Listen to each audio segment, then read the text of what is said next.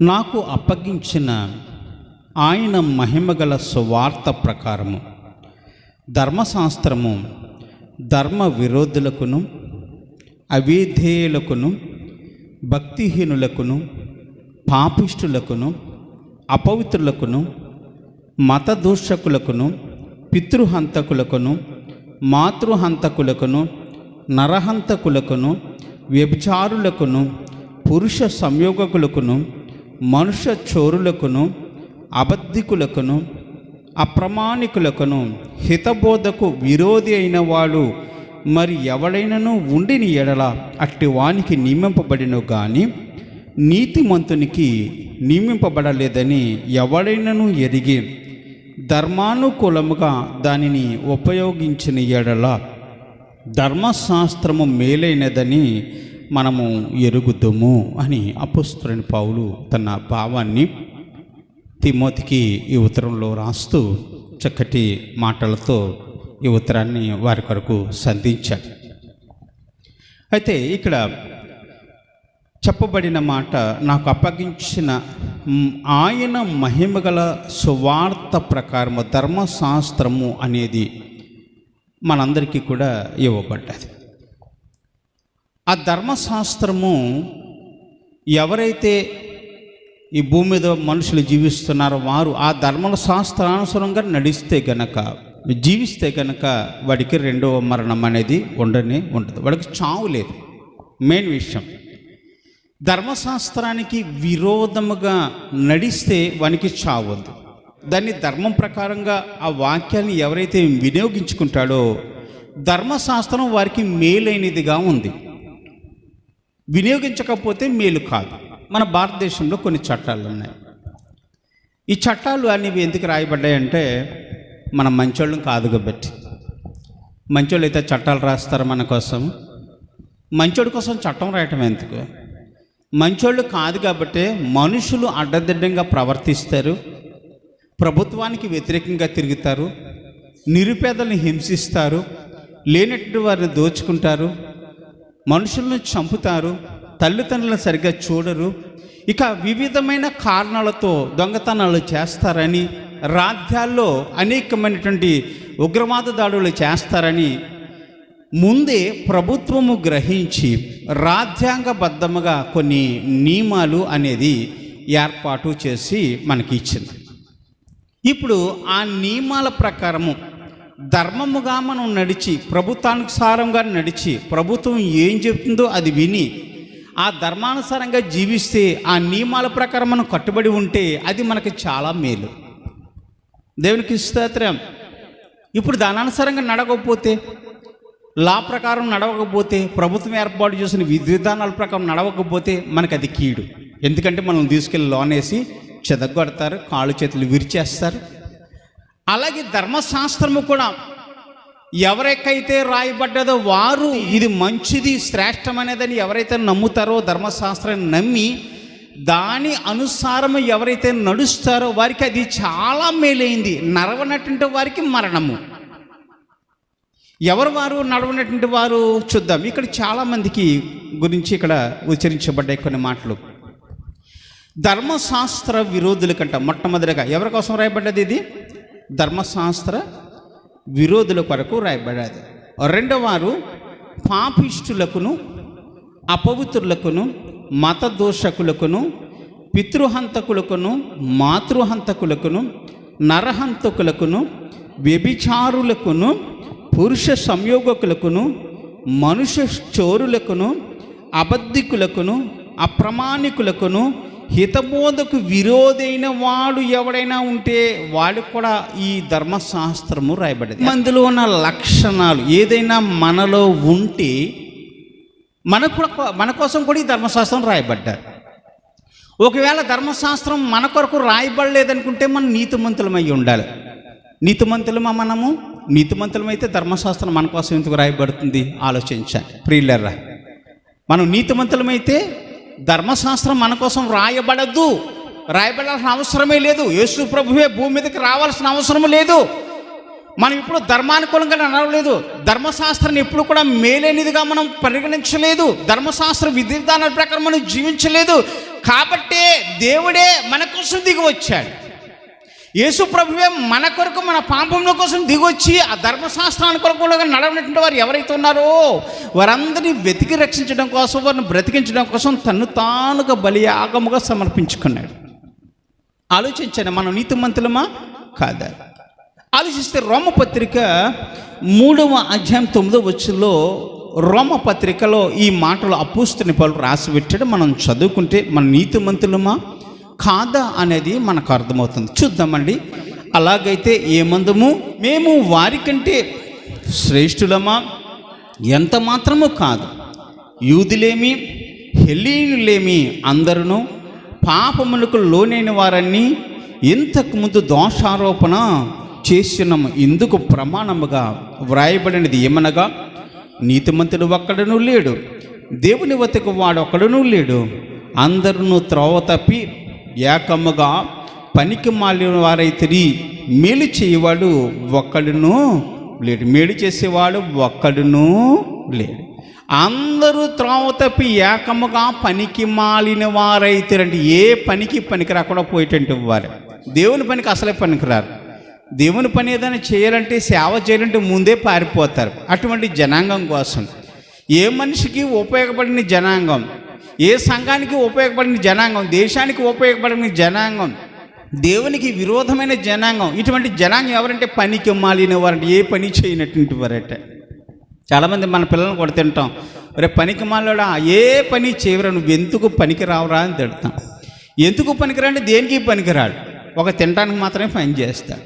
వండి పెడితే తినడానికి పని చేస్తాడు, తిరగడానికి పని చేస్తాడు, ఇష్టం వచ్చినట్టు జీవించడానికి పని చేస్తాడు తప్ప కానీ మన ఇంట్లో కానీ, బయటికి కానీ, సమాజానికి కానీ, దేవునికి కానీ, ప్రపంచానికి కానీ, ప్రభుత్వానికి కానీ దేనికి కూడా పనికిరానంటే సన్నాసి అని పనికిమాలినోడా అని తిడతాడు. దేవుని పనికి పనికిరానంటే వాళ్ళు వీళ్ళ గురించే నీతిమంతుడు ఒక్కడును లేడు, దేవుని వెతుకువాడు ఒక్కడును లేడు, అందరూ త్రోవ తప్పి ఏకముగా పనికి మాలిన వారైతే మేలు చేయవాడు ఒక్కడు లేడు అని ఇక్కడ వ్రాయబడ్డాడు. ధర్మశాస్త్రం ఇంత చక్కగా చెబుతుంది కదా, మేలు చేసేటంటే వాడు ఒక్కడు లేడు, నీతిమంతుడు ఒక్కడూ లేడు అంటే ఈ రోజున మనం ఎలా నీతిమంతులం అవుతామండి? దేవుని గ్రంథం సాక్ష్యం చెప్తుంది, మీరు నీతిమంతులు కాదురా, పాపులు, అబద్ధికులు, దుర్మార్గులు, దుష్టులు, నీచమైన బ్రతుకు బ్రతికేటువంటి వారు, ఎంత నీచమైన బ్రతుకుతూ దేవునిని వెతక్కుండగా త్రోవ తప్పి ఏకముగా పనికిమాలిన వారు అయిపోయారా, మీరు నీతిమంతులేమిటి అని దైవ గ్రంథం చెప్తుంటే నీతిమంతులని మనం ఎలా చెప్పగలుగుతాం? ఆలోచించండి. ఒక్కొక్కడి గురించి మనము ధ్యానం చేసుకుంటూ ఉంటే ఈ యొక్క వచనాల్లో మొట్టమొదటిగా ధర్మ విరోధులకును అని వ్రాయబడ్డారు. ధర్మ విరోధులు అంటే ఎవరు? ఆలోచిద్దాం. ధర్మానికి వ్యతిరేకంగా నడిచేవారు, దేవుని మాట వినకుండగా దేవునిని వ్యతిరేకిస్తూ అన్నీ నాకే తెలుసు, అంతా నాకే తెలుసు కాబట్టి నేను ఎలా చేస్తున్నా ఎవడు అడిగేవాళ్ళు లేడని తిరగబడే స్వభావం కలిగినవాడు, ధర్మానికి విరోధంగా, దేవుని యొక్క ఆజ్ఞలకు విరోధంగా తిరగబడేటువంటి వాడు. ఇటువంటి వారిని మనము సంఖ్యాకాండం 16వ అధ్యాయము 32వ వచనంలో మనం చూడవచ్చు. వాడు కోరాహు, రెండవవాడు అభిరాము, మూడవవాడు ఓను అనేటువంటి వాడు 250 మందిని తీసుకుని మోషే గారి ఎదురుగా, అహరోను ఎదురుగా నిలబడి వారికి విరోధంగా మాట్లాడటం మొదలుపెట్టారు. ఏమనంటే, దేవుడు మిమ్మల్ని ఎంచుకున్నాడా, మమ్మల్ని ఎంచుకోలేదా? దేవుని సమాజం మీద మీకు మీరు ఎలా హెచ్చించుకుంటున్నారు? సేవ చేయటకు మీ అందరినీ పిలుచుకున్నారా, మమ్మల్ని పిలవలేదా? మేము లేవీలమే కదా అని వారు మోషే గారి మీద, అహరోను మీద సనుక్కుంటూ ఉన్నారు. నిజమేనండి, వారు లేవీలైనంత మాత్రాన కొన్ని సేవలు మాత్రం ఒక్కొక్కరికి ఒక్కో రకంగా సేవలు అప్పచెప్పబడ్డాయి. అంటే లేవీ సంతానం నుంచి వచ్చినట్టు వారే, లేవీలు మాత్రమే నా మందసం దగ్గర పనిచేయాలి, లేవీలు మాత్రమే పరిశుద్ధ స్థలములో ప్రధాన యాజకుడిగా ఒకడు వెళ్ళాలి, కనమ వారందరూ వివిధమైన పనులు చేయాలని లేవీ జాతిలో ఉన్నట్టు వారి అన్నదమ్ముల యొక్క కుటుంబాలలో వారు అన్నదమ్ముల యొక్క పిల్లలను బట్టి ఒక్కొక్క పని నియమించాడు. వేరొక అన్నదమ్ముల యొక్క సంతతికి దక్షిణ దిక్కున కాపలా కాసే పని అప్పచెప్పాడు, ఉత్తర దిక్కున కొంతమంది కాపు కాసే పని ఒకరికి చెప్పాడు, అలాగే దక్షిణ దిక్కున కొంతమంది కాపలా కాసే పని ఒకరికి అప్పచెప్పాడు. అలాగే ఆ బంగారపు దిమ్మలు, అలాగే మందసము మోసే పని, ఇక్కడ రకరకాలుగా అందరికీ కూడా లేవి జాతిలో ఉన్న వారందరికీ కూడా పంచిపెట్టుకుంటూ ఈ పని మీరు చెయ్యాలని ఎవరి పని వారికి నిర్మించాడు. ఎవరి పని వాళ్ళకి అప్పచెప్తే ఈ కోరాహు యొక్క సంతతిలో వచ్చినట్టు వీరందరికీ కూడా వేరే వేరే పనులు అప్పచెప్పబడ్డాయి. కానీ మోషే గారి కుటుంబంలోంచి వచ్చినట్టు అహరోని సంతతి వారు మాత్రమే మందసాన్ని తాకటానికి అధికారం ఉంది. ఆ మందసము దగ్గర దేవునికి దగ్గర ప్రార్థన చేసే అధికారము అహరోని యొక్క కుటుంబానికి మాత్రమే ఉంది, ఇంకెవరికి లేదు. ఇక మేము లేవీయులు కదా అని వెళ్ళి ఆ మందసం మీద చెయ్యి వేస్తే వెంటనే వాడు చనిపోతాడు. దేవునికి స్తోత్రం. ఆ మందసాన్ని ముట్టుకునే అధికారము హక్కు వారికి లేదు. అయితే కోరాహు, అభిరాము అలాగే ఓనును అని ఈ ముగ్గురు కూడా 250 మందిని తీసుకువెళ్ళి దేవుని గుడారం ఎదురుగా మోషే గారి దగ్గర అహరోను దగ్గర దెబ్బలాటకు దిగారు. నిన్నేనా ఎంచుకుంటా, మమ్మల్ని ఎంచుకోలేదా అంటే వాళ్ళంటారు, అయ్యా నీ పని నీకు అప్పచెప్పాడు కదా, నీ పని నువ్వు చెయ్యాలి. అది మానేసి నా పని నువ్వు చేస్తానంటావేంటి? ఎవరికి అప్పచెప్పిన పని వాళ్ళు చేయాలి, అంతే కదండి. అన్ని పనుల మీద నేనే అధికారం ఉంటే ఎలా కుదురుతుంది? పెద్ద పెద్దగానే ఉండాలి, చిన్నగానే ఉండాలి.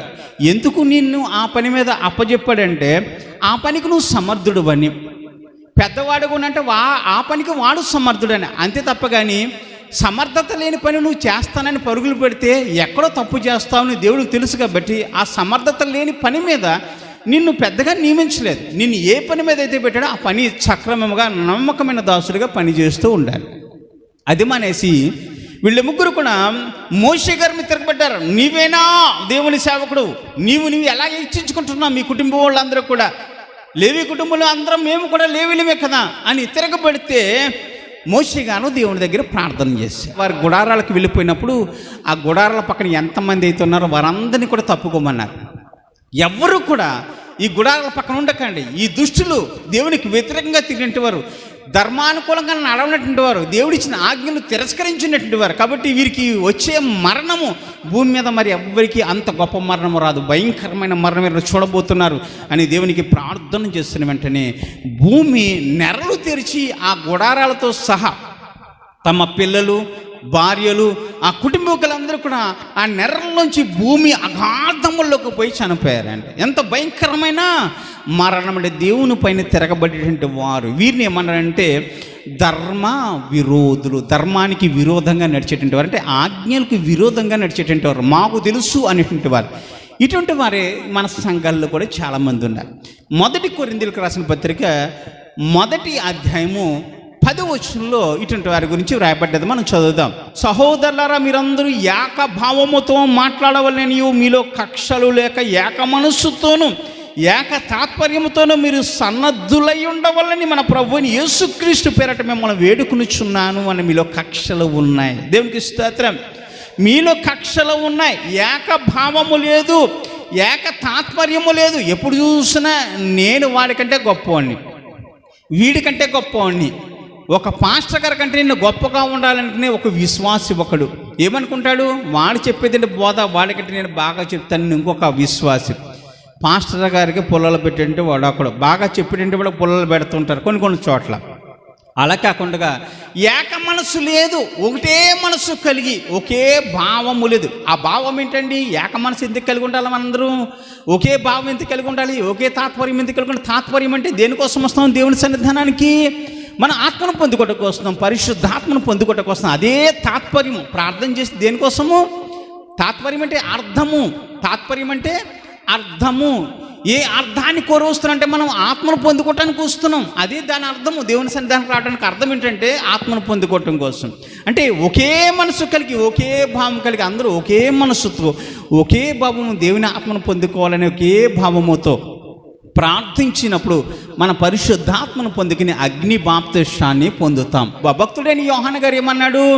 నేను నీటితో బాప్తిస్మం ఇచ్చుచున్నాను, కానీ నా వెనకాల వచ్చేవాడు పరిశుద్ధాత్మతోను అగ్నితోను మీకు బాప్తిస్మం ఇస్తాడు. అగ్నితో బాప్తిస్మం ఇస్తాడట. అగ్నితో బాప్తిస్మం ఎప్పుడు పొందుతామండి?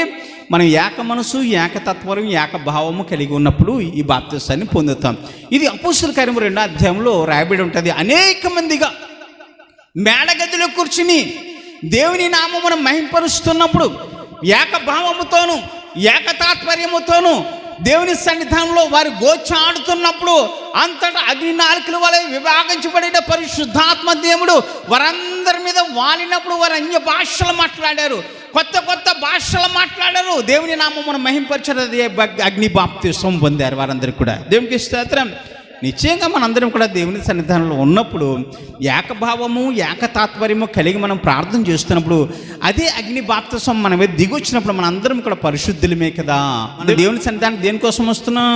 మనము నీటి బాప్తిస్వం పొందాము, ఇక అగ్ని బాప్తిస్వము పొందాల్సింది. దానికోసం ప్రభువా ఎప్పుడు నా దగ్గరికి వస్తారు, ఎప్పుడు నన్ను దర్శిస్తావు, ఎప్పుడు నన్ను నీ అగ్నితో కడుగుతావు నాయనా అని దేవుని సన్నిధానంలో గోచాటం కోసం వస్తున్నాం. ఇంకో 2 పనుల కోసం వస్తున్నాం. మనము ఆస్తులు సంపాదించుకోవడానికి ప్రార్థన చేయడానికి వస్తున్నామా, రోగాలు పోగొట్టుకోవడం కోసం ప్రార్థన చేయడానికి వస్తున్నామా, నా ఇల్లు బాగుండాలని ప్రార్థన చేయడం కోసం వస్తున్నామా?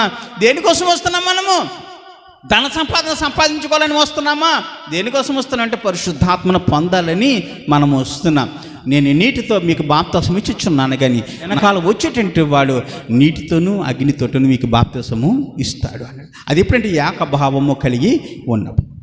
ఈ ఏకభావం లేనటువంటి వారు, సంఘాల్లో విభేదాలు కల్పించేటువంటి వారు, నాకు ట్రెజరర్ పదవి ఇవ్వలేదన్న ఒకడు, నన్ను పెద్దగా నిలబెట్టలేదన్న ఒకడు, నేను చెప్పుల మాట వినలేదన్న ఒకడు, రకరకాలుగా సంఘములో అల్లు కొల్లాలు లేపేసి సంఘాన్ని పాడు చేసే వ్యక్తులు ఎవరుంటారు తెలుసా? వీరు ఏకభావము లేనటువంటి వారు, ఒకరి పట్ల ఒకరు కక్ష కలిగినటువంటి వారు, సంఘానికి విరోధులుగా ఉన్నటువంటి, ధర్మానికి విరోధులుగా ఉన్నటువంటి వారు వీరిని ధర్మ విరోధులు అన్నారు. ఆ విరోధమైన భావము నీలో ఉంటే నీకోసం ధర్మశాస్త్రం రాయబడి ఉంది.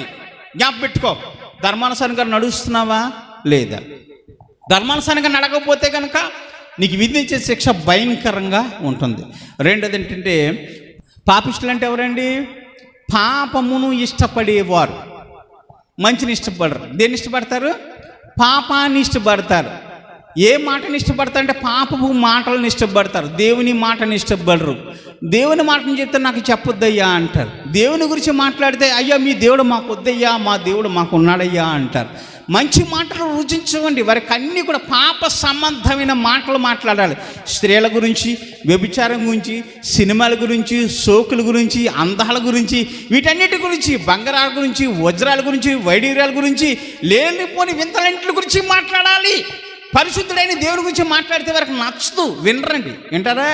పాపిష్టి పనులన్నీ కూడా వారి చెవులు పడినప్పుడు సంతోషిస్తారు, కానీ దేవుని నామాన్ని ఏనాడు కూడా సంతోషించిన వ్యక్తులు కాదు. వీరే పాపిష్టులు అన్నారు. పాపాన్ని ఇష్టపడేటువంటి వారు అన్నారు. ఈ పాపాన్ని ఇష్టపడేటువంటి వారు ఎవరైతే మొట్టమొదటిగా ఆదిలోనే అవ్వమ్మ పాపాన్ని ఇష్టపడ్డారు. చూద్దాం. ఆది కాండము 3వ అధ్యాయము 6వ వచనంలో ఈ మాట మనం చదువుకుంటే చక్కగా వ్రాయబడి ఉంటుంది. మనం చదువుదామండి. అందమైనవిగాను రమ్యమైనవిగా ఉండుట చూసి వాటిలో కొన్నిటిని ఆ ఫలాలు తీసుకుని ఆమె తిని తనతో పాటుగా తన భర్తకు కూడా ఇచ్చినప్పుడు అతడు దానిని తిని పాపము చేసినట్టుగా ఇక్కడ రాయబడ్డది. కన్నులకు అందమైనదిగాను రమ్యమైనదిగాను ఉంటుంది. కొంతమంది చూడటంలో చాలా అందంగా ఉన్నాడు అంటారు. వాడు చాలా అందంగా ఉన్నాడు, చాలా అందంగా ఉంది అమ్మాయి అంటారు. చాలామంది అదే ఈ అందాన్ని చూసి పడిపోతారు. ఈ అందాన్ని చూసి పడిపోతారు. ఈ మోసకరమైన మాటలను చూసి పడిపోతారు. అందము మోసకరమైనది ఏంటండి? సౌందర్యం వ్యర్థము. అందము మోసకరమైనది, సౌందర్యము వ్యర్థం. చాలా అందగాడే అని వాడి చుట్టూ తిరుగుతూ ఉంటారు. వాడు రోజున మోసం చేసి వెళ్ళిపోయిన రోజున అప్పుడు ఏమవుతుంది? అందం కాస్త మందం అయిపోతుంది కదండి. మన జీవితాలు ఎలాగుండాలండి?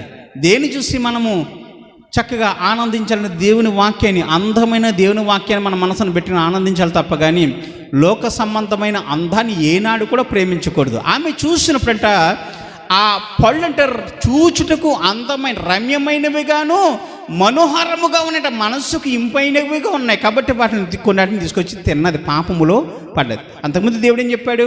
ఏదైనా తోటలో వేసిన ఫలాలు చాలా ఉన్నాయి, వీటన్ని తినండి, కానీ ఆ తోట మధ్యలో వేసిన జీవవృక్ష ఫలాలు మాత్రం తినకండి, అది మీకు చావును తెచ్చి పెడుతుంది. అవి చాలా అందంగా ఉంటాయి, మనోహరంగా ఉంటాయి, రమ్యమైనవిగా ఉంటాయి. మీ మనసు దోచుకు వెళ్ళిపోతాయి. తినకటానికి నీ మనసు ఉవ్విర్లూడుతుంది దాన్ని చూస్తున్నప్పుడు. ఎందుకంటే పాపము, అది తిన్నారా నిశ్చయముగా మీరు చనిపోతారని దేవుడు చెప్తే అవ్వకి దేవుని మాటలు రుచించలేదు. దేని ఇష్టపడ్డది? దేవుని మాటలు ఇష్టపడ్డదా? పాప సంబంధమైన శాతాన మాట ఇష్టపడ్డదా? ఇది నిజమా? మీ దేవుడు తినొద్దన్నాడా అంటే మా దేవుడు తినొద్దన్నాడు, తింటే చచ్చిపోతావన్నాడంటే లేదు లేదు నువ్వు తింటే దేవదూత వల్లే ప్రకాశిస్తావు, నీకు చావే లేదు మరణం లేదని చెప్పిన ఆ అబద్ధం మాటలు విన్న అవ్వమ్మ ఆ రుచికల మాటలను మనసు పెట్టుకుంది, కానీ దాన్ని ఇష్టపడ్డదా పాపాన్ని ఇష్టపడ్డదా, కానీ దేవుడైన యెహోవా చెప్పిన మంచి మాటలు ఆమెకి చెవికి ఎక్కలేదండి. వీళ్ళే పాపిష్టి మనుషులు. మనం మంచిగా చెప్తే విన్నటువంటి వారు చాలామంది ఉన్నారు, చెడ్డ చెప్తే వినేటువంటి వారు చెవులు చాచు మరి వింటారు. చెప్పండి అమ్మ చెప్పండి భలేగా ఉంది అంటారు. మళ్ళీ ఒక రోజున ఆ స్టోరీ అవ్వకపోతే మళ్ళీ వెళ్ళి మళ్ళీ అక్కడే కూర్చుంటారు. ఏం చెప్తారు, ఏం బోధిస్తారో, ఆ బోధ ఎంత అందంగా ఉంటుందో. మాట్లాడేటప్పుడు కూడా చాలా ఎక్కువగా మాట్లాడుతుంటారు ఈ విషయాల గురించి, చెడ్డ మాటల గురించి, పాపిష్టి మాటల గురించి. విని కొలిది వినసంపుగా ఉంటుంది. విని విని విని మనసుకి చాలా సంతోషాన్ని ఇస్తుంది, అది చాలా తీపిగా అనిపిస్తుంది. అది లోనకు పోయినప్పుడు ఏమవుతుందంటే చేదుగా మారిపోతుంది, మన జీవితాన్ని నాశనం చేస్తుంది. జ్ఞాపకం పెట్టి పాపిష్టి మాటలు ఎప్పుడు కూడా మనం వినకూడదండి. పాపానికి దూరంగా ఉండాలి. పాపిష్టి మాటలకు దూరంగా ఉండలేదా నువ్వు కూడా పాపంలో పడతావు. అది చాలా ఆనందంగా ఉంటుంది, రమ్యంగా ఉంటుంది, నీ మనసుకు మనోహారాన్ని ఇస్తుంది, ఆనందాన్ని ఇస్తుంది, కానీ అది నీ జీవితాన్ని నాశనం చేస్తుంది.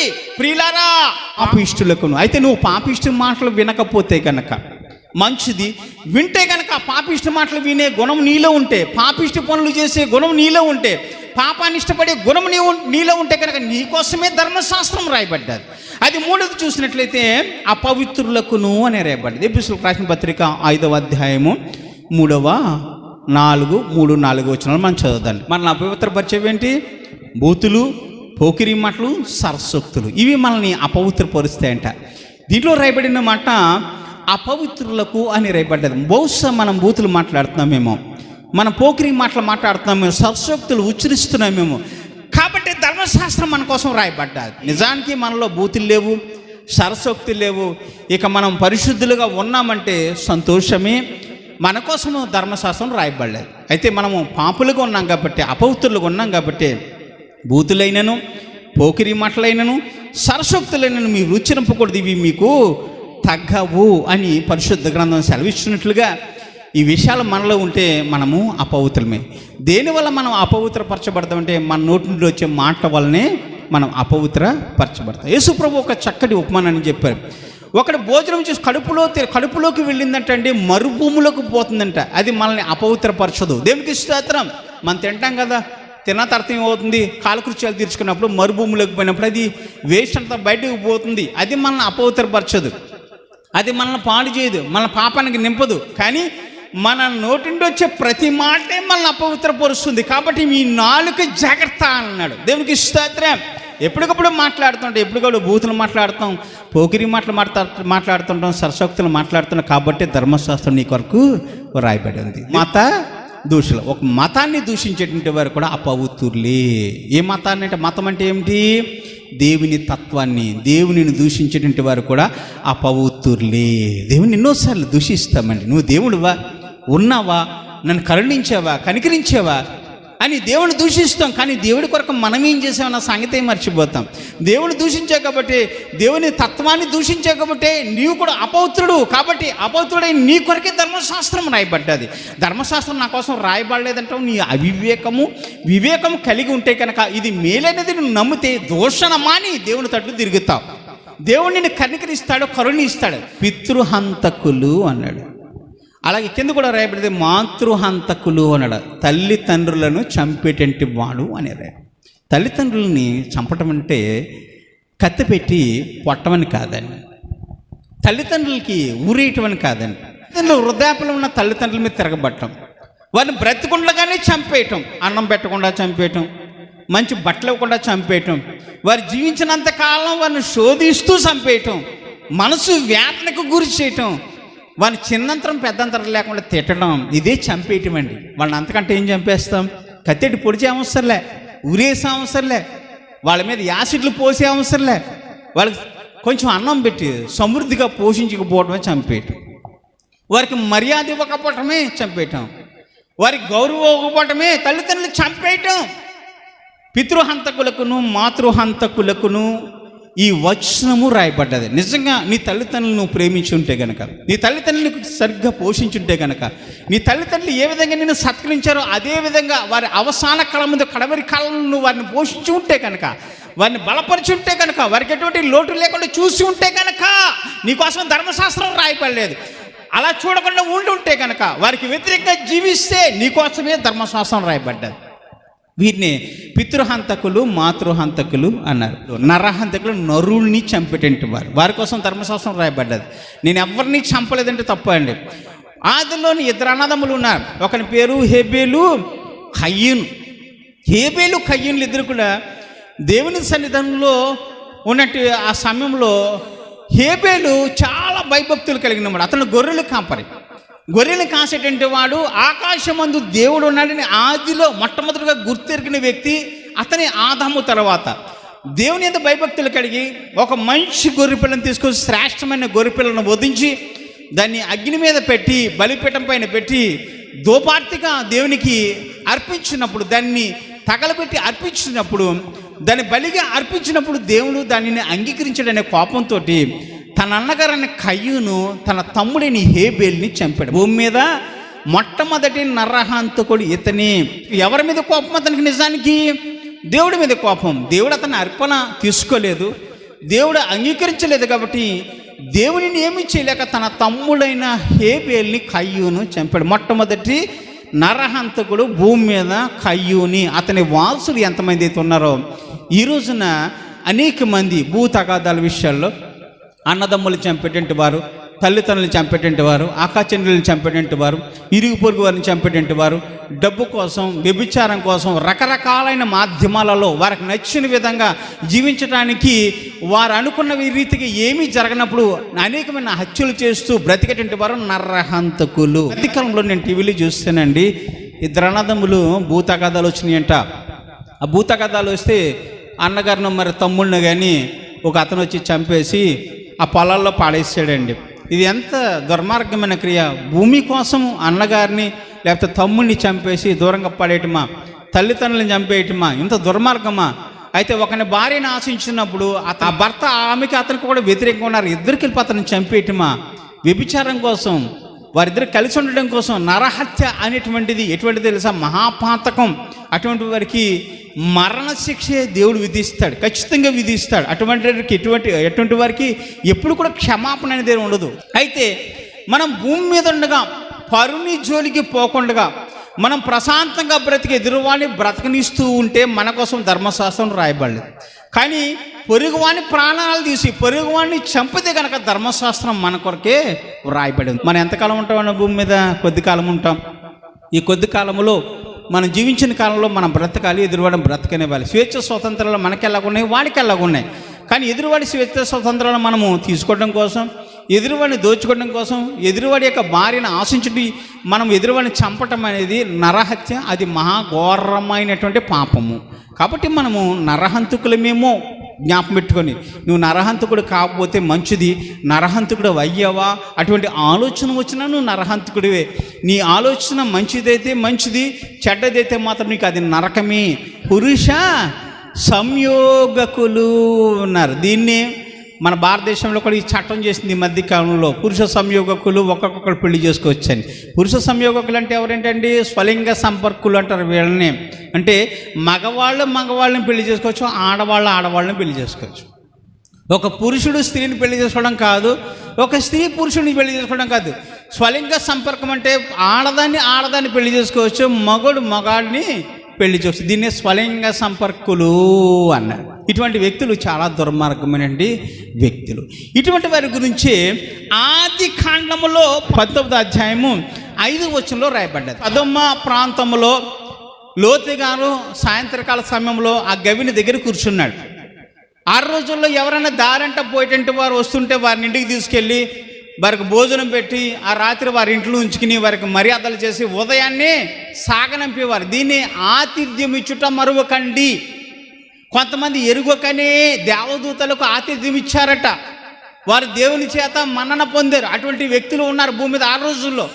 ఆ ప్రాంతం యొక్క స్థితిగతులన్నీ లోతు గారికి తెలుసు. వాడు ఉన్నాడు, ఎవరైనా వస్తారేమో, వచ్చి రాత్రి ఇక్కడ చిక్కుకుపోతారేమో, వీరందరి చేతుల్లో బలైపోతారేమో, వీరిని చంపేస్తారేమో. కాబట్టి వీరు ఎవరైతే ఉన్నారో వారిని తీసుకెళ్ళి అన్నం పెట్టి ఆదరించాలని ఆతిథ్యం ఇవ్వటం కోసం ఆ గవిని దగ్గర నిలబడినప్పుడు 2 దేవదూతలు ఆ గవిని దగ్గరికి వచ్చారు. వారిద్దరిని కూడా లోతు గారు ఏమన్నారు, మా ఇంటికి రండి ప్రభువా, ఈ రాత్రి మా ఇంటికి వచ్చి భోజనం చేసి నెమ్మది పొంది పొద్దున్నే వెళ్ళిపోదురు. అంటే వాళ్ళు అన్నారు, లేదు లేదు, ఈ రాత్రి అంతా మీ ప్రాంతం అంతా తిరిగి చూసి మేము ఇక్కడేం పండుకుంటాం. లేదు లేదు, వీళ్ళు చాలా దుర్మార్గులు, మా ఇంటికి రండి అని తీసుకెళ్ళి లోతు గారు రొట్టెలు వండి తయారు చేసి వారికి పెట్టినప్పుడు ఆ ప్రాంతంలో వ్యక్తులందరూ కూడా వచ్చారు. చిన్నవారు మొదలుకొని పెద్దవారు వరకు కూడా లోతు యొక్క గుమ్మం దగ్గరికి వచ్చి, ఈ రాత్రి నీ దగ్గరకు వచ్చిన మనుషులు ఎక్కడా, వారిని బయటకు తీసుకురా, వారిని మేము కూడినట్లు అన్నాడు. అంటే ఒక పురుషుడు స్త్రీ దగ్గరికి పోయి కూడినట్లుగా, ఒక స్త్రీ పురుషుడితో కూడినట్లుగా, అంటే వీరందరూ కూడా దొమ్మిగా వచ్చి పురుషుని కూడటం కోసం వారిని బయటకు తీసుకురమ్మని అడుగుతూ ఉన్నారు. వీళ్ళంటే స్వలింగ సంపర్కులు, వీళ్ళే మగ వ్యభిచారులు అన్నారు. పురుషునితో సంబంధం పెట్టినట్టు వారు. వీళ్ళు పురుషుల్నే కోరుకుంటారు, స్త్రీలు అవసరం లేదు, పురుషుడినే కోరుకునే తత్వము కలిగినట్టు వారు. వీళ్ళంటే పురుష సంయోగకులు ఉన్నారు. ఇటువంటి వారిని చూసి అపోస్తలుడైన పౌలు గారు రోమపత్రిక 1వ అధ్యాయము 27వ వచనం మనం చూద్దాం. అటువలే పురుషులు కూడా స్త్రీ యొక్క స్వాభావికమైన ధర్మమును విడిచి పురుషులు అవాంఛనమైనదేదో చేయొచ్చు, తమ తప్పిదమునకు తగిన ఫలమును పొందొచ్చు, ఒకరి ఎడల ఒకరు కామత్రాప్తులైతిరి అన్నాడు. ఇక్కడ 6 రోజులకు అపోస్తలుడైన పౌలు ఉన్న కాలములు కూడా పురుషునితో కూడే సాంప్రదాయం, దీన్నే స్వలింగ సంపర్కం అన్నారు. వీళ్ళందరూ ఏం చేస్తున్నారు, పురుషుని కోరుకుంటారు, వీళ్ళనే పురుష సంయోగకులు అన్నాడు. వీళ్ళు ఎటువంటి కోరికలు కలిగిన వారంటే వ్యభిచార కోరికలతో రగిలిపోయేటువంటి వారు. ఇక ఆడది మగడని భేదము లేకుండా జీవించే వ్యక్తులు ఎవరంటే ఈ పురుష సంయోగకులు. ఇటువంటి పురుష సంయోగము నీలో ఉంటే కనుక, స్త్రీని కోరికనే ఒక ఆలోచన నీలో ఉంటే కనుక, స్త్రీని కోరికనే ఇష్టం నీలో ఉండే కనుక, పురుషుని కోరికనే ఇష్టం నీలో ఉంటే కనుక ధర్మశాస్త్రం నీ కొరకే రాయబడి ఉంది. లేదా నేను దేవుడు నియమించిన నియమం ప్రకారం జీవిస్తున్నాను అంటే కనుక ధర్మశాస్త్రం నీ కోసం రాయబడలే. మనుష్య చోరులు అట. ఎవరు మనుష్య చోరులు అంటే ఎవరండి? మనుషులను దొంగిలించేవారు. మనిషే దొంగిలిస్తాడు. ఎలాగంటే కిడ్నాప్ చేస్తూ ఉంటారు కదా, అవును కదా, కిడ్నాపులు చేస్తారు, డబ్బుల కోసం కిడ్నాప్ చేస్తారు, మనుషులను తీసుకెళ్ళి దాచేస్తూ ఉంటారు. 1 కోటి రూపాయలు ఎట్టరా, 2 కోట్లు ఎట్టరా, 3 కోట్లు ఎట్టరా అంటారు. పట్టుకొచ్చి ఇస్తేనే సరే లేదంటే మనుషులను చంపేస్తారు. గత కాలంలో విజయవాడ ప్రాంతంలో ఒక ఆస్తికి వారసురాలుగా చిన్న పాప పుట్టింది. బాగా ఆస్తి పరు. అంటే ఆ ఆస్తి అంతా ఆ చంటి పాపకి వెళ్ళిపోతుందని ఆ చంటి పాపని చంపేస్తే ఆ ఆస్తి వేరొకరికి వెళ్తుందని వాళ్ళు ఆలోచించుకుని ఆ ఆస్తి కోసమని ఆ చంటి పాపని తీసుకెళ్ళి ఒక నూతిలో పడేసి, ఎండిన నూతిలో, ఆ నూతిలో ఆ పాప పైన పెట్రోల్ పోసి పైనుంచి అగ్గిపెట్టారు. ఆ పాప విలవిల్లాడుతూ చనిపోయింది. మనుష్య చోరులు అంటే మనుషులను దొంగతనం చేసేవారు. పూర్వకాలంలో మనుషులను దొంగతనం చేసి తీసుకెళ్ళి అమ్మేసుకునేవారు, చంటి పిల్లలను తీసుకెళ్ళి అమ్మేసుకునేవారు, వివిధ పనులకు ఉపయోగించుకునేవారు, వెట్టి చాకరీ చేయించేవారు, బానిసత్వాన్ని చేయించేవారు. ఆ మధ్యకాలంలో హైదరాబాద్ సిటీలో కూడా ఇలా జరిగింది. అక్కడ బెంగాల్ నుంచి, లేకపోతే ఎక్కడెక్కడి నుంచో, ఒరిస్సా నుంచి, మహారాష్ట్ర నుంచి చంటి పిల్లలు దిగుమతి చేసుకుని వాళ్ళని దొంగతనం చేసి తీసుకొచ్చి హైదరాబాద్లో పెద్ద ఇళ్ళు అమ్మేస్తే వాళ్ళు వెట్టి చాకరీ చేయించుకునేవారు. వాళ్ళు అన్నం పెడితే తినటం, పెట్టకపోతే మానేయటం, వాళ్ళకి అవసరం వచ్చినప్పుడు వాళ్ళ కోపం వచ్చినప్పుడు తాగేసి వచ్చే పిల్లలను కొట్టడం, చాలా అమానుష్యంగా ప్రవర్తించేవారు. ఎవరో ఆ పిల్లల యొక్క శబ్దాన్ని విని, వాళ్ళ ఏడుపులు విని పోలీస్ స్టేషన్కి ఫోన్ చేస్తే పోలీసు వారు వచ్చి వాళ్ళందరినీ బట్టి ఆ పిల్లల్ని ఎక్కడికక్కడ తిరిగి అప్పచెప్పారు. మనుష్య చోరులు అంటే మనుషులను దొంగతనము చేసేటువంటి వారు. అటువంటి మనుష్య చోరులు మనమైతే గనక ధర్మశాస్త్రం మన కోసం రాయబడింది, లేదంటే ధర్మశాస్త్రం నీ కోసము రాయబడింది. అబద్ధికులంటే మోసగాళ్ళు. చెప్పిన పని చేస్తానంటారు కానీ ఆ పని చేయరు. అబద్ధాలు చెప్తారు, డబ్బులు తీసుకుంటారు, తిరిగి మళ్ళీ ఇయ్యారు. అబద్ధాలు చెప్తారు, పెళ్ళిళ్ళు చేస్తారు, కాపురాలు కూడగొడతారు. అబద్ధాలు చెప్తారు, కుటుంబాల మధ్యన తగాదాలు పెడతారు, తల్లిదండ్రుల మధ్యన తగాదాలు పెడతారు, అన్నదమ్ముల మధ్యన తగాదాలు పెడతారు. అన్ని అబద్ధాలతో వారి జీవితం కొనసాగుతుంటుంది. ఈ అబద్ధికులందరూ ఎవరి సంతానమంట? ఆది అందే అబద్ధికుడికి జనకుడు ఏంటంటే వాడి సంతానము. వాడు కేవలం నరహంతకుడు. నరహంతకుని యొక్క సంతానం ఎవరంట? అబద్ధికులు, అలాంటి అప్రమాణికులు. అప్రమాణికులు అంటే ఒక లెవెల్ కాదనేది, నేను అప్రమాణికుని. దేవుని యొక్క నియమాలకు కానీ, దేవుని యొక్క పద్ధతులకు కానీ, దేవుని యొక్క పరిశుద్ధతలో కానీ, దేవుని యొక్క కృపకు కానీ ఆయనతో సరి సమానంగా లేనటువంటి వాడు, పాత్రుడు కానిటువంటి వాడు అప్రమాణికుడు. దానియేలు గ్రంథము 5వ అధ్యాయము 24వ వచనం. కావున ఆయన ఎదుట నుండి ఈ ఎర చేయి వచ్చి ఈ వ్రాత వ్రాసిన శాసనం మీదనగా మెనే టెకెల్ ఒపార్సిన్. ఈ వాక్య భావకమేమనగా మినే అనగా దేవుడు నీ ప్రభుత్వంలో లెక్క చూసి దాన్ని ముగించెను. టెకేల్ అనగా ఆయన నిన్ను త్రాసులో తోచగా నీవు తక్కువగా కనపడితే. పెరేస్ అనగా నీ రాజ్యము నీ యొద్ద నుండి విభాగించబడి మాదీయులకును పార్సీయులకును ఇవ్వబడిను అన్నాడు. 26వ వచనం చూస్తే టెకేల్ అనగా ఆయన నిన్ను త్రాచులో తోచగా నీవు తక్కువగా కనపడితివి. ఈడెవడండి? అప్రమాణికుడు, దేవుని యొక్క పరిశుద్ధతలో తక్కువగా కనిపించినట్టు వాడు.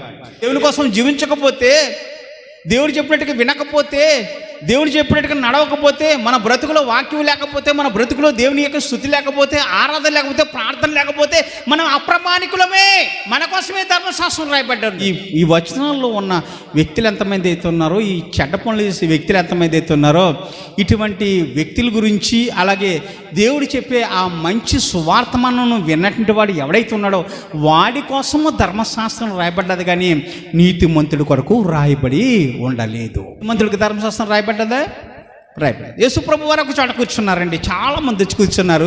అక్కడ అందరూ కూడా యేసుప్రభుతో మాట్లాడుతున్నారు, ఆయన చెప్పే మాట వింటున్నారు, ఆయనతో పాటు సంతోషంగా ఉన్నారు, సమాధానంగా ఉన్నారు. చాలామంది వచ్చి ఇంకా అక్కడక్కడ నిలబడ్డారు. వారిలో కొంతమంది అంటున్నారు, ఇదిగో నువ్వు వ్యభిచారులతో కూర్చున్నవాడు, దొంగలతో కూర్చున్నవాడు, పాపులతో కూర్చున్నావంటే అంటే యేసుప్రభు ఏమన్నారు తెలుసా? ఆరోగ్యంగా ఉన్నటువంటి వాడికి వైద్యుడు అవసరం లేదు, ఆరోగ్యంగా లేనటువంటి వాడికే వైద్యుడు అవసరము. నేను పరమ వైద్యుడిని, మీరందరూ ఆరోగ్యంగా లేరయ్యా. పాపులు కాబట్టి వీళ్ళ మధ్య నేను కూర్చున్నాను, దుర్మార్గులు కాబట్టి వీళ్ళందరి మధ్య నేను కూర్చున్నాను, నీచమైన పనులు చేశారు కాబట్టి వీరందరి మధ్య నేను కూర్చున్నాను.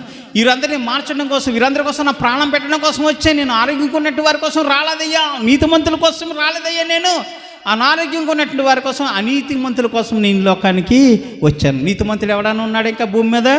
ఎవడు? అంటే మీ అందరి కోసం నేను వచ్చాను అని యేసు ప్రభు అందరి గురించి అక్కడ చక్కగా చెప్తూ ఉన్నారు. దేవునికి స్తోత్రం, హల్లెలూయా.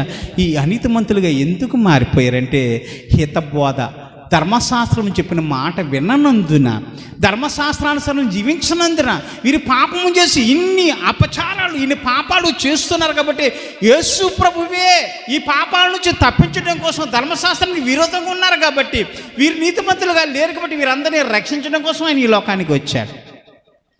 ఇప్పుడు ధర్మశాస్త్రం పాటించట్లేదు కాబట్టి అనీతిమంతులుగా ఉన్నారు.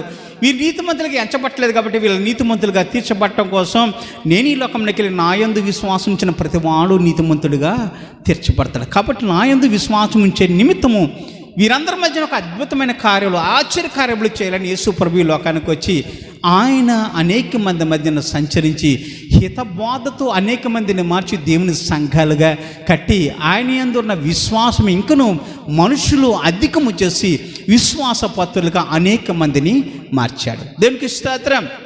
ఇక యేసు ప్రభు రావటానికి ప్రధానమైన కారణం ధర్మశాస్త్రాన్ని ఎవరు పాటించడం లేదు కాబట్టి, ధర్మశాస్త్రానుసారం జీవించట్లేదు కాబట్టి ఇప్పుడు యేసునందు విశ్వాసం ఉంచి వారు నీతిమంతులుగా తీర్చబడే నిమిత్తము ఆయన ఈ లోకంలో మనందరి కోసం అద్భుతాన్ని చేయటానికి మనందరి మధ్యకి ఆయన అవతరించిన దేవాతి దేవుడు. ఒకనొకప్పుడు మనము ధర్మశాస్త్రం వల్ల నీతిమంతులుగా తీర్చిదిద్దబడకపోవచ్చు, పదాజ్ఞలు పాటించకుండా మనం పాపం చేసి ఉండవచ్చు. ఇప్పుడు యేసుక్రీస్తునందు విశ్వాసం ఉంచితే చాలు, నీ పాపములన్నీ దేవుడు తీస్తాడు, నీ పాపములన్నీ భుజాన్ని వేసుకుంటాడు, నీ పాపములన్నీ సమాప్తం చేస్తాడు.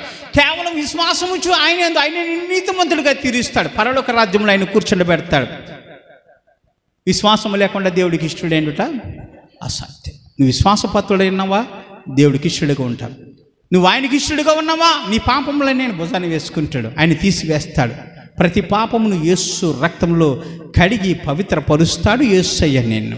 ధర్మశాస్త్రం ఏదైతే బోధిస్తుందో ఆ విధంగా జీవించడానికి మనందరం కూడా నడవటానికి మనం నడిపించే ఒక వ్యక్తి మనకు కావాలి. అటువంటి వ్యక్తి కోసము యెషయా గ్రంథము 40:11 దేవాతి దేవుడు ముందే ప్రకటన చేశాడు. ఆయన రాకమునిపే గొర్రెల కాపరి వలె ఆయన తన మందను మేపటానికి లోకానికి వచ్చాడు. 40వ అధ్యాయము 11 యెషయా గ్రంథంలో ముందే యేసు ప్రభు రాబోతున్నాడు. ధర్మశాస్త్రానుసారంగా ఎవరు నడవట్లేదు, అందరూ త్రోవ తప్పి పనికిమాలిన వారు ఏకమ్మగా పనికిమాలిన వారు అయిపోయారట. ఏ ఒక్కడు కూడా నీతిమంతుడిగా లేడు, అందరూ కూడా కీడు చేసేటువంటి వారే, ఏ ఒక్కడు కూడా దేవునికి లోబడినటువంటి వారే, ధర్మశాస్త్రానుసారంగా జీవించినటువంటి వారే. ఇటువంటి వారందరినీ కూడా సరైన దారిలో నడపడం కోసం, వీరందరినీ మేపడం కోసం, వాక్యమును బోధించి సరిచేయడం కోసం, వారి జీవితాలు మార్చడం కోసం, ఇదిగో గొర్రెల కాపరి నా ప్రియకుమారుడిని యేసుని లోకానికి పంపిస్తున్నానని ఆనాడు యెషయా మహాభక్తుడు ద్వారా గొర్రెల కాపరి వలె ఆయన తన మందని మేపును, తన బాహువుతో తన గొర్రె పిల్లలను కూర్చి రొమ్మున ఆనించుకుని మోయిన పాలిచ్చు వాటిని ఆయన మెల్లగా మేపుతాడు. రాబోతున్న యేసు ప్రభువు నా కుమారుడు రాబోతాడు భూమి మీద, నిత్యంగా ఆయన మాట మీరు వినండి అని యేసు ప్రభు వారు గురించి చక్కగా తండ్రి అయిన దేవుడి అనాది కాలం మంది ప్రవక్త ద్వారా బోధిస్తున్నాడు. నేను గొర్రెలకు మంచి కాపరిని. ఇప్పుడు మీ అందరినీ నడిపించడం కోసం ధర్మశాస్త్రానుసారంగా జీవించినట్టు వారిని, ధర్మశాస్త్రానికి విరోధంగా ఉన్నటువంటి వారిని, ధర్మశాస్త్ర విరోధులకును, పాపిష్టులకును, అపవిత్రులకును, మతదూషకులను, పితృహంతకులకును, మాతృహంతకులకును, నరహంతకులకును, వ్యభిచారులకును, పురుష సంయోగకులకును, మనుష్యచోరులకును, అబద్ధికులకును, అప్రమాణికులకును హితబోధ విన్నటువంటి వారందరికీ కూడా చక్కటి మార్గంలో నడిపించడం కోసం నేను ఈ లోకానికి వచ్చి నేను మంచి గొర్రెల కాపరిని. మీ దగ్గర అయితే ధర్మశాస్త్రం ఉంది కానీ పాటించట్లేదు, ఎలా నడవడాలో తెలసలేదు, ఎలా జీవించాలో తెలసలేదు. ఏం చేసినా సరే సంవత్సరం అక్కడిని తీసుకెళ్ళి గొర్రెని బలిచ్చేస్తే, దాని రక్తం చిందిచ్చేస్తే పాపం అయిపోయింది అనుకుంటున్నారు, ఇక పాపం పోయింది అనుకుంటున్నారు. కానీ మీ పాపం అలాగే నిలిచింది. ఆ రక్తము దేవుని దగ్గర మొరపెడుతుంది కాబట్టి ఆ ఉగ్రత చల్లారుతుంది, కానీ ఆ గొర్రె చనిపోతుంది, కానీ మీ పాపము ఆయన సన్నిధానంలో నిలిచే ఉంది. ఆ పాపాన్ని తీయటం కోసం ఇదిగో ధర్మశాస్త్రంను పాటించిన ప్రతి వారిని కూడా చక్కటి మార్గంలో నడిపించడం కోసం ఈ రోజున నేను మంచి గొర్రెల కాపరిని ఈ లోకానికి వచ్చాను. ప్రియులరా, ఆలోచించండి, నేను మంచి గొర్రెల కాపరిని అయింది విశ్వాసం ఉందా? నా విశ్వాసం ఉందా? నిజంగా నువ్వు ధర్మశాస్త్రానుసారంగా జీవిస్తే, నిజంగా ఆ ధర్మశాస్త్రాన్ని అనుసరిస్తే అది నీకు చాలా మేలైంది. ఆ జీవపు ఓట నీ జీవితాన్ని మధురంగా మారుస్తుంది. కానీ నువ్వు దానానుసారంగా జీవించట్లేదు కాబట్టి నువ్వు మరణానికి పోతున్నావు. అయితే ఆ మరణం నుంచి తప్పించడం కోసం నేను లోకానికి వచ్చాను. నేను మంచి గొర్రెలా కాపరి, నా దగ్గరికి రండి, నా దగ్గరికి రండి అని యేసు ప్రభువారు ఆనాడు 2000 సంవత్సరాల కిందట ఆయన శిలువ మీద ఉండి అనేక మందికి చేతులు చాచి ఆయన అనేక మందిని పిలుస్తున్నాడు. ప్రియులారా, విననల్లని జనుల కోసం తినమెల్ల నా చేతులు చాచుచున్నాను అని యేసు ప్రభువారు అన్నాడు. శిలువ మీద అనేక మందిని నా తట్టు చూడండి, నా తట్టు చూడండి, ఈ పాప పనులను వదిలిపెట్టండి. ధర్మశాస్త్రానుసారంగా మీరు పాపులే, నీతిమంతులుగా లేరయ్యా, మీరందరూ చనిపోతారు, నిత్యాగ్నికి దండనకు పోతారయ్యా, మరణానికి పోతారు, మీరు మరణించడం నాకు ఇష్టం లేదు. మీరందరూ కూడా నా ప్రియ కుమారులు కుమార్తెలు, మీరు బ్రతకాలని నేను కోరుకుంటున్నాను, దయచేసి నా తట్టు తిరగండి, తిరగండి అని ఆయన 2 చేతులు చాచి ఆయన ఎప్పుడు కూడా మన తట్టు ఆయన కనుదృష్టి నుంచి ఎల్లప్పుడూ కూడా మనందరినీ కూడా ప్రాధేయపడుతున్న ఈ సమయంలో మనందరం కూడా దేవుని తట్టు మన మనసులు తిప్పుకుని ఈ రోజున ధర్మశాస్త్రానుసారంగా జీవించిన కాలమంతా కూడా మనం పాపం చేస్తూనే వచ్చాం. మేలైన దాన్ని మనం ఆచరించలేదు కనుక ఇంకా కీడు మన వెనకాల వస్తుంది. కాబట్టి ఇప్పుడు యేసునందు విశ్వాసం ఉంచి నీతిమంతులుగా తీర్చిదిద్దబట్టడానికి ఆ ధర్మశాస్త్రానుసారంగా చేసిన ప్రతి పాపమును బట్టి యేసు ప్రభు వారు శిలువ మీద వేలాడి మన కోసం ప్రాణం పెట్టాడు. కాబట్టి ఆ ప్రాణానికి విలువగా మనందరం కొనబడినటువంటి వారము. కాబట్టి మనందరము దేవుని తట్టు తిరిగి ఆయన బిడ్డలుగా, ఆయన సొత్తుగా ఆయనను మహింపరచడానికి, ఆయన యందు విశ్వాసం ఉంచడానికి మనందరం కూడా హృదయపూర్వకంగా హృదయాన్ని అర్పించి దేవునికి స్తుతి యాగములు చెల్లిందాం. దేవుని యొక్క సన్నిధానంలో మనం